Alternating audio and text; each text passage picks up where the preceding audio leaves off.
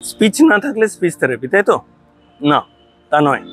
লোকে ভাবে না যে স্পিচের সাথে আরও সমস্যা রয়েছে। ভাবুন যে বাচ্চাটা বাকিদের সাথে মিশতে পারছে না, হয়তো ছটফটে, হয়তো এমন কিছু আচরণ করছে যেগুলো বাকিদের থেকে আলাদা, এমনকি সেগুলো আপনি হয়তো মেনে নিতে পারছেন না। এই যে সমস্যাগুলো, এই যে বাকিদের সাথে মিশতে না পারা, এগুলো তো স্পিচ থেরাপিতে চলে যাবে না। তাহলে কি অকুপেশনাল থেরাপি? না, প্রবলেম আরও গভীরে, প্রবলেম হিউম্যান টু হিউম্যান কানেকশনের, এবং সেটা যদি ঠিক না করেন আপনি কিন্তু সলিউশন পাবেন না। মজার কথা হচ্ছে সেখানে আপনার রোল গুরুত্বপূর্ণ।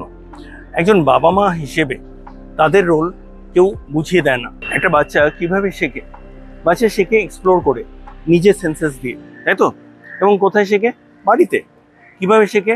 চারিদিকে কথা শুনে। তাহলে আপনার অ্যাজ এ প্যারেন্ট যে রোল রয়েছে সেটাই তো কেউ বলে দেয়নি। কিভাবে জানতে চান? নিচে কমেন্ট করুন এবং আপনাদের বিস্তারিতভাবে জানাতে চাই।